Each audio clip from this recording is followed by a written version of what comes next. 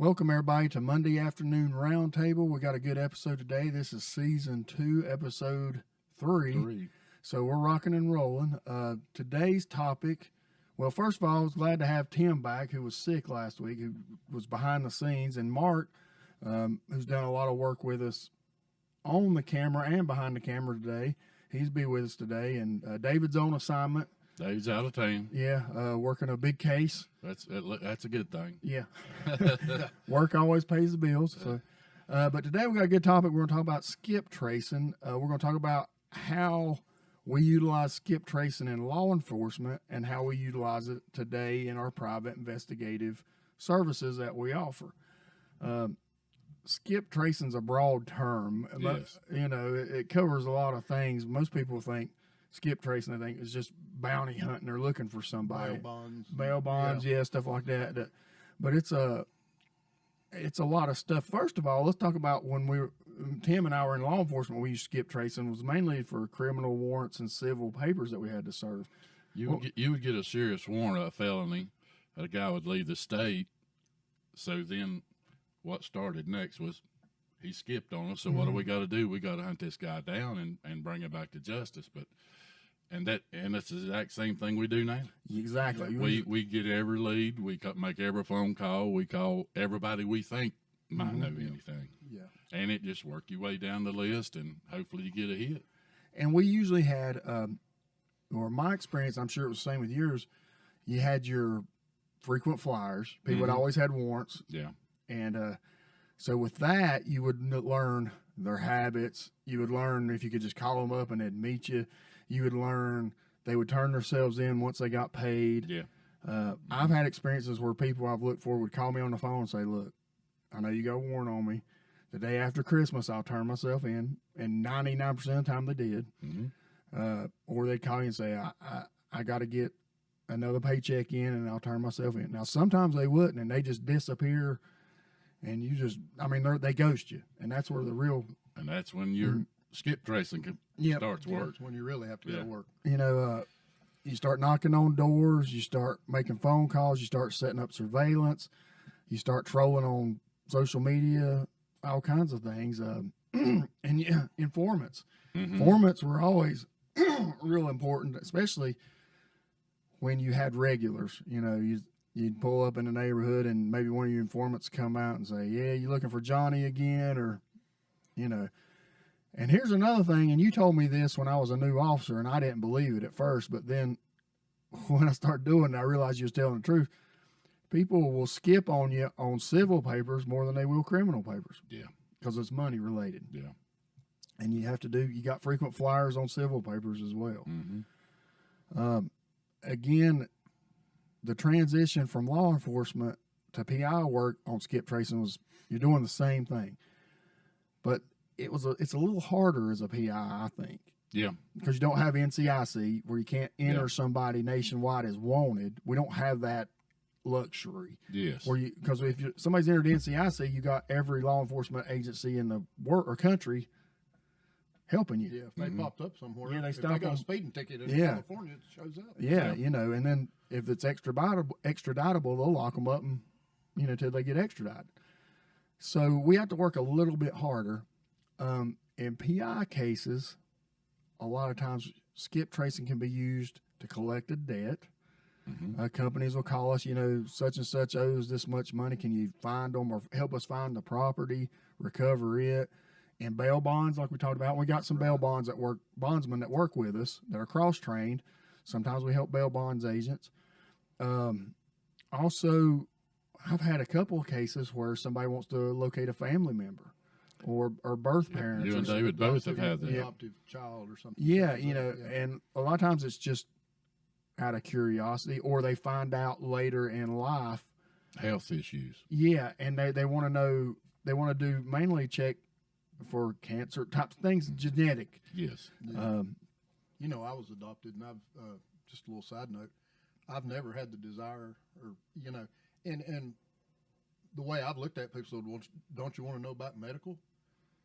If I got cancer history in my family, what am I going to do? Well, yeah. So Yeah. I feel like it's not for me. Yeah, and that's kind of a personal choice. And Yeah, and I know some a lot people, of people that do want to, but I've never had any desire. Yeah. I've had a lot of people ask me when they find out I'm adopted. Yeah. I just never thought no more about it. oh yeah, and it's one of those things, and some people do it, some people don't, and we've had some that we've helped locate, and we've used newspaper searches, believe it or not. Yes.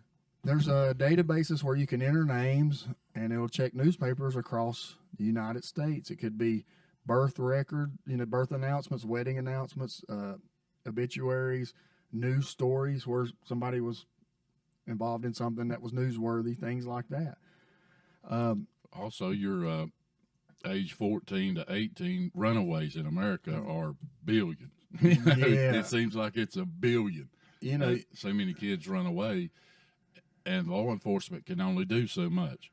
They cannot put 2 detectives or 2 uniformed officers on each runaway. And I couldn't imagine as a parent dealing with that if you have a teenager or a young adult who's either run away, missing, or dead, and you don't know it. You don't know. Right. You don't know if they ran away, were kidnapped, or dead somewhere. The not knowing. It's hard. And these days with the internet, and they meet on Facebook, and it's somebody in Texas or somewhere, and, oh, I'm in love with you, come live with me, and they're gone. Yeah. And, 20 years ago you didn't have that. Yeah, you're right. And it makes a lot of people, adults too, not just talking about teenagers. Just run off with somebody else. Adults do, like you said, Yeah. it's not as prevalent as, but Yeah. and that's a big thing with online relationships / scams. Yeah. Somebody meets up and then they disappeared. Well, did they just abandon their old life as a choice, or is there some foul play? coerced, Or yeah. what? So that's another aspect of skip tracing that a lot of people, and with the runaways, missing juveniles, missing adults, missing people, that's a big thing. Like I said, law enforcement can't handle that all on their own, and They try their best. Yeah. It's just, They It's just don't have the overwhelming. manpower. Yeah. They're Right. already short. yes. yeah. You know. So think about it. Here in Lincolnton, where we're doing our office is located, and we're relatively a small town, roughly 11,000 people. There's but a handful of missing people that have never been accounted for. Yes. So the larger the city, the more missing people are, and that again, that's heartbreaking not to know. As much as everybody's in everybody's business nowadays, you'd think it'd be impossible to be missing, but it's not. We might need to get your buddy that came on the podcast about 6 months ago. Yeah, Mike. He was heavy into that, and unsolved missing people locally and locally, yeah.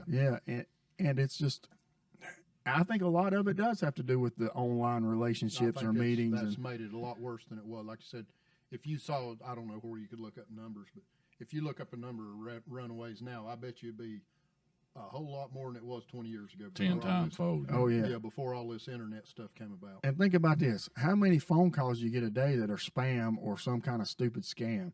Oh, Hey, I'm just trying to. I got your name and number. You've or on Facebook or on, hey, give me your Cash App name because you won something, or Yeah. They still do the same thing. If somebody targets an individual who has got a lot of stuff going on, or they can't deal with certain things, or are not mature enough to deal with certain things, they're an easy target. Yes. So that's another thing we do in skip tracing is help try to find people or find where or why they're not, they're missing. Every now and then it's very, very, very, very rare somebody disappears willingly, but it's very, very, very, very, very, very rare. Yeah. And with those cases, you can usually find them. But again, it's transitioning from law enforcement into private investigation. We do a broader skip tracing. I've had people hire me to find old military friends because when they were in the military, they made friendships with people that were from all over the country. And they only know a hometown name, and that was it. Yeah. And then they've moved 5 times since then. Yeah. And what's the hardest part with skip tracing is if the person you're looking for has a common name. Oh, man.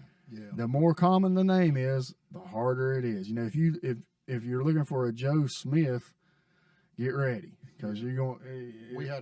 Tim and I had a case we worked on. We're just wrapping up, and individual we needed to do a background check on had a very common name, and we didn't have a date of birth at the time. Yeah, when and you we had a first took the nickname case. too. You didn't even have the. It was come to find out that wasn't even the real name. Yeah. At the time, we thought it was the name. And we had David do the background check and put it in. There was 53 of them, I think, or something. just locally. Yeah, so it makes it hard for sure. Yeah, and then you try to narrow it down with a date of birth, and sometimes you don't even get a date of birth. You'll say, well, they're probably 35 or 36. Yeah. And I know they grew up in Arkansas. Well, that's still, it's narrowing it down a little bit, but you have to do some digging, and that's where the footwork and the office work is. And we talked about this on a lot of podcasts where you do your homework in the office. Yes. Yeah.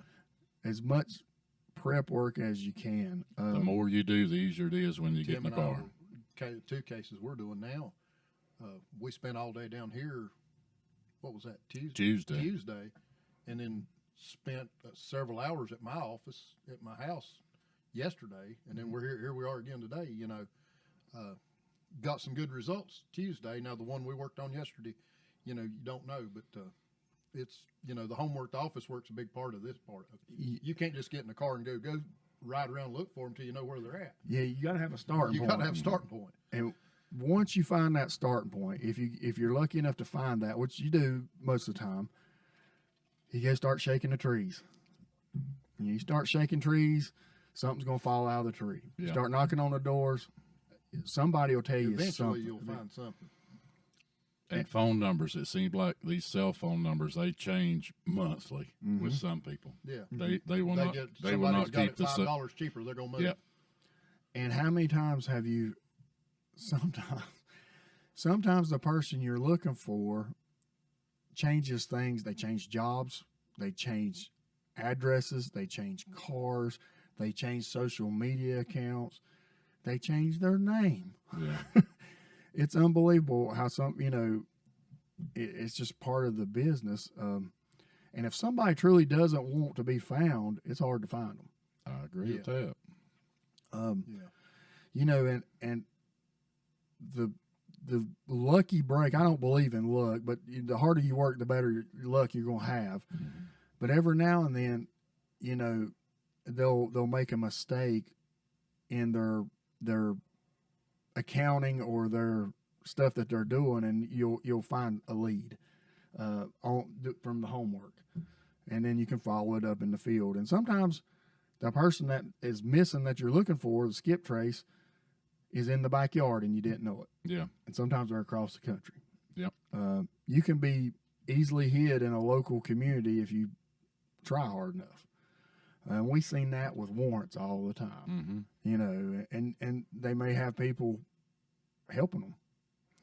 Well, a lot of people don't know this, but if you're a felon and you're on the run, I can't go in and charge the mom or dad with assisting them on the run. Yeah, they have to have been an escapee before Correct. you can charge them. Correct. Harboring a fugitive. Correct. So, you can kind of threaten somebody, but it doesn't hold any weight. No. And you never really want to threaten somebody unless it holds weight, Mm-hmm. So you can only play that card once, really. So Yep. it's not really worth playing. The best thing I've learned in this business and law enforcement and PI work is get a feel for the person you're dealing with right at that moment. If you think, hey, if I'm good to this person and genuine and honest, I think they're going to give me positive feedback of information, even if it's just a little bit, then be that way. Tell them the truth. I think it's a whole lot easier to do it that way. Even talking to the defendant. Yeah. The first time you speak to that person, use your respect. Mm-hmm. Yeah. You still use your authority, but you treat them with respect, I understand where you're at. that might pay off at the end. Yeah. Yeah. If you hardball him at the very beginning, he's gonna hang the phone up and get back in the car and drive off. Yeah. Especially if he called you. Yeah. And I had an informant back in my drug work days. He's deceased now. I'm not going to give his name, but I'm going to tell a story. He was a big fella. He was scary looking. I mean, he was 6'4", 6'5", 300 pounds, big long beard. He scared people that didn't know him, but he was a big, for lack of better, he was a big gentle giant. Yeah, he wasn't going to fight nobody, but he would, you know, and talk loud, and wasn't a bad person, but he made several bad choices. Yeah. And he would give me information, but he would also get warrants every now and then. Mm-hmm. So I would call him up, and I always had his number, and he'd say, all right, yeah. He'd give me a date, time, location to pick him up, but he always made one request, and I'd always honor it. He wanted a bucket of chicken from Kentucky Fried Chicken every time. Go buy him some chicken. And I'd buy him some chicken. We'd sit there and eat it in the police car, and then I'd check en route. I'd handcuff him, and we'd go. And that was the game we played. And, you know, and you learned. Hey, it worked. It worked. And he probably give you over the years a lot of good information. He would always, I could count on him if we had a shooting, stabbing, something serious. I'd call him up. I'd give him a homework assignment. I'd say, put your ears to the ground. If you hear something, call me. And he would. He'd call me. And it would, 95% of the time, it would shake out to something. Yeah. It may not be 100% right, but it would lead to the right direction. Yeah. I had an informant in the early 80s. He was good. And that was when Crime Stoppers first started pumping out some money. Yeah. And you had a code. The informant had a code, and he'd call in to give the information. It would get to the officer, and if it panned out, we'd vote on it and say that's a $100, $300, $100. That's $100 hit. So they'd make contact. Say we'd always meet behind a church in Lenore, and I had 2 tips on that same case, and we voted on $100 apiece. Well, about an hour later, I went to meet the other informant, and it was him dressed in. He had changed his looks and had put a woman's wig on. I started laughing. Funny. I said, "Now, bud, you know," and I said, "We don't play that, you know." Yeah. But I said, I don't want to make him mad because he's really helped us. Yeah. You know, that's funny. And he thought he could get away with that. Well, and that's another thing when you deal with informants. As good as my informant was, he's still an informant, just like yours was. You got to keep them within the rules because they like to try to stretch as much as they can for as little as what they can give you. So you play that game first, and once they learn the parameters and know you won't, then they're pretty good after that. Once you give them, say, you got to stay within this and this. You can't break the law. You can't stretch the truth. You know, and you can't double up. You know, no, you can't double up. We've got to do this the right way. And they learn that they can't get away with that, then they still work because they think, well, it's still good, decent money, you know, and things like that.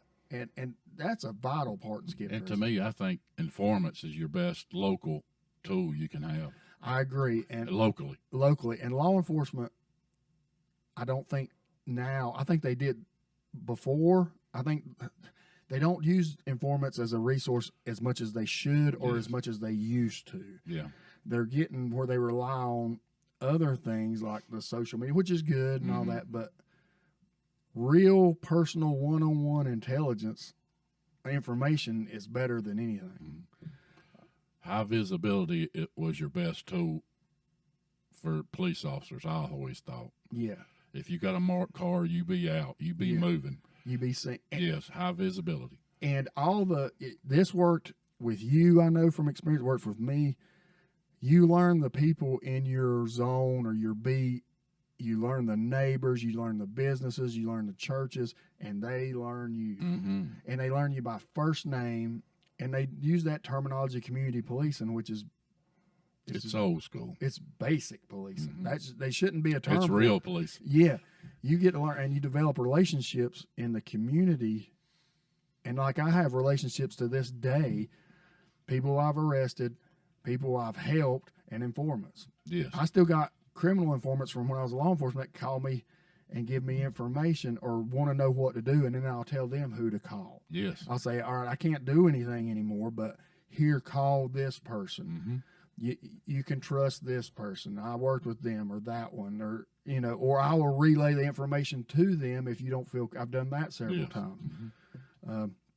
It's just basically being a good person and socializing and being, you get back what you put out 90% of the time. 100%. yeah. Yeah. And the old saying's true. You get more with sugar than you do with vinegar. That's right. That's right. And you're not in their shoes. You don't know what they're going through. They're going through. If you're hunting them for some reason, they're probably in a pretty bad place. You're right. And just a little bit of compassion goes a long way. Yeah, and especially in the PI business, this is something I had to learn.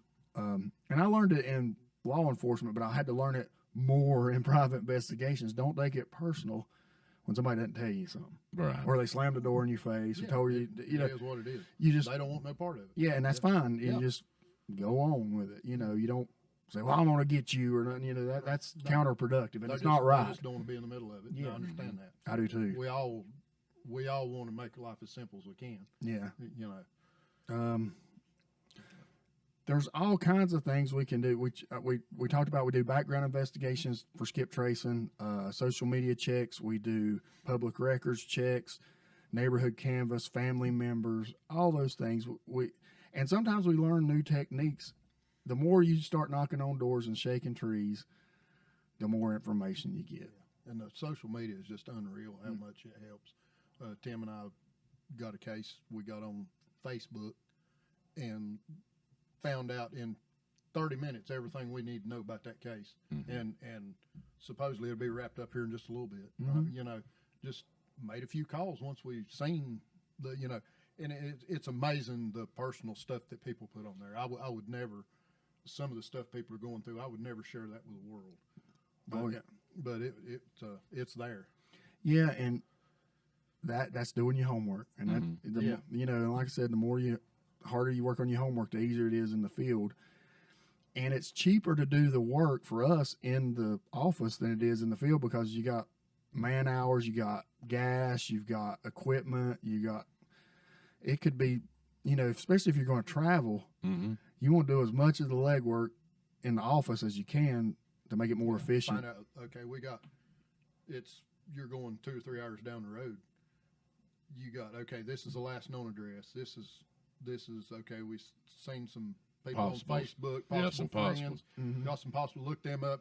So you get you a list of 4 or 5 addresses, then you can drive down there. And you got a starting point when you get to town. I mean, I could drive anywhere in the world and start looking for somebody, but where do you start? Yeah.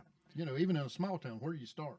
You need to know their last known address if they live there, and go from there. The starting point is very important. Yeah. And sometimes clients don't have a starting point, and when it's like that, I'm very upfront with them. Say we've got to have a starting point. It's going to be a lot harder. We can still do it. Try it. You can give recommendations, and it might trigger something to them. But if they don't have anything, how they expect us to. We can't just pull it out find there. a starting point. Yep. Well, that's You guys have anything else to add? We've been busy. Yeah, it's a blessing to all of us. It sure is. It's a up and down business, so we take it when it comes. And I think it's because it's the mid-spring, getting ready to be early summer. It usually does pick up. We got some more assignments that we do seasonally are going to pick up. Yes. We got a good last call today. What are we going to be drinking today, or sampling? Did we? Uncle Nearest. Uncle Nearest, and there's a good story of that we'll go into in the last call. But thanks for joining us, and catch back with us just shortly. We'll start last call again. But like, share, subscribe, and comment. Like our Facebook page. That's right. We're over 1,200 people. Yeah. So keep liking, sharing, and subscribing. And any comments you have, or any episodes or topics you'd like us to cover, or anything, even if you disagree with something, let us know. But we'll be right back shortly with the last call. Thank y'all. Thank you.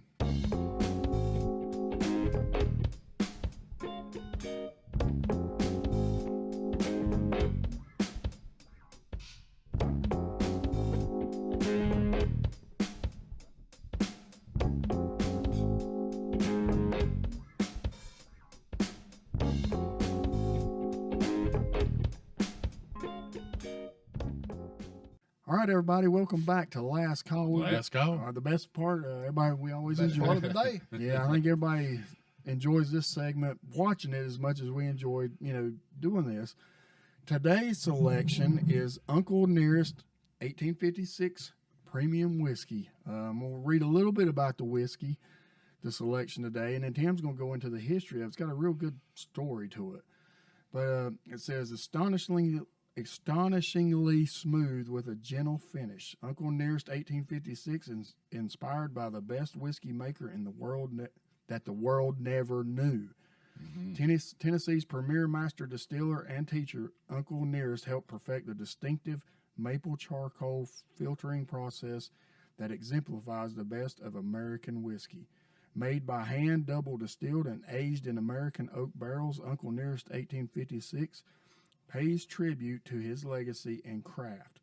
Now, the bottle is a very good-looking bottle, made in Tennessee, and it's 100 proof. So it's going to be a stout one. Kick. Yeah. So you're going to get your money's worth out of this. But They say the story is Uncle Nearest was a slave, and he became the first black legal distillery in Tennessee. Mm-hmm. Jack Daniels ran away from home in his early days and ran to the next farm over, next landowners. We could have done some skip tracing on Jack Yeah, Daniels. old Jack. Yeah. And he wanted to become a distiller, so the landowner put Jack with Nearest Green, Mm-hmm. who everybody called Uncle Nearest. Mm-hmm. So hopefully it's a good drink and we'll enjoy it.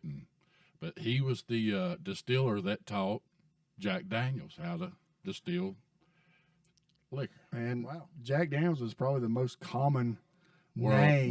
Well-known name. Yeah. So that's an interesting story. A little bit of history going Nearest with Green. it. Yep, Nearest Green. So remember that. You want me to pour? Yeah, you pour. You, I'm too shaky. Might help my old cough mine. yeah. What the old ladies on the Waltons call it, recipe, Yeah, private or secret recipe. secret recipe. It's got a good color Good to dark it. color. Yeah. there. Well, I guess that's where your 100 proof comes in.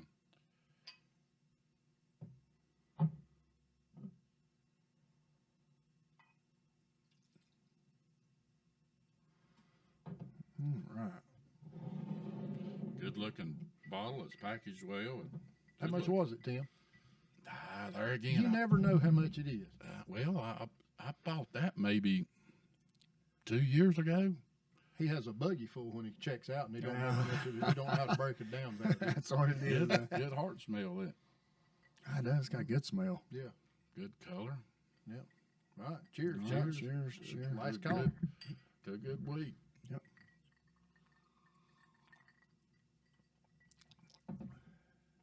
It's got a bite. Got a bite right at the beginning. It's got, Jason's thinking too hard. it's got a different flavor. Not bad. I'm not saying bad. It's just different. Yeah. Got the front end bite. Yep. Not bad though. No, it's not. I feel it going all the way down. Yeah. I ain't had nothing to eat today, so it went all the way. That should help with your cold too. Yeah.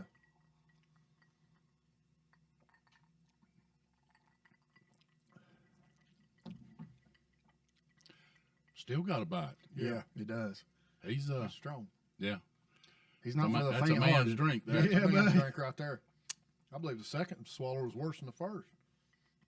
Usually it gets a little better with the second one. Yeah.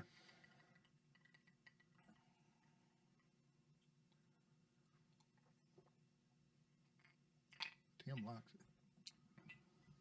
it. Nearest Green. Oldest black distillery in Tennessee. What do you give it? I'm gonna give it an 8.5. Tim liked it. I'm gonna give it an 8. That more of a to me that would suit me better in a cold winter night after drink meal. That's to me that's good. I thought it's 100 proof, so that's what we I got to had a little look bit at. too much bite for me. Yeah, I'm so gonna you go with 7. 7. That's Yeah. not It's bad. still I mean, good, but it's you just got gotta a really you gotta strong. look. You know, always look at that 100 100 Yeah. proof versus 80 proof, Yeah. and Yeah. then your smoothness level Right. is going to. If you were looking for a smooth drink, you And I need think to if you had it on that ice and that ice melted a little bit and cut it just maybe a dab, just it'd probably be yes, it'd be perfect. Yeah, just a little bit. I like the thought. I'm with you. You know what you're getting from it being the 100 proof, so you know you should expect that. I like it too, like maybe for a 1 drink meeting with somebody or a 2 drink. You know, Yeah. You wouldn't want to sit around all evening. no, but it's got a good flavor, strong kick. I kind of appreciate the front end kick of it though. That way, you know, Yeah.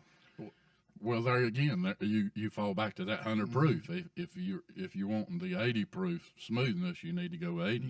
You know, if you're wanting to sit around and have a serious, you know, one hit conversation with somebody, then go to your 100 proof. Uncle Nearest was all man and a yard wide, as they say. You know, he didn't mess around with this. No, did it's got the horsepower. But I'm sitting here trying to compare Uncle Nearest if there's any similarity to Jack he? Daniels. I don't think there is. I I haven't had don't. any Jack Daniels in so long. I don't even catch anything. This is its own thing. I Yeah. mean, it's, Yeah.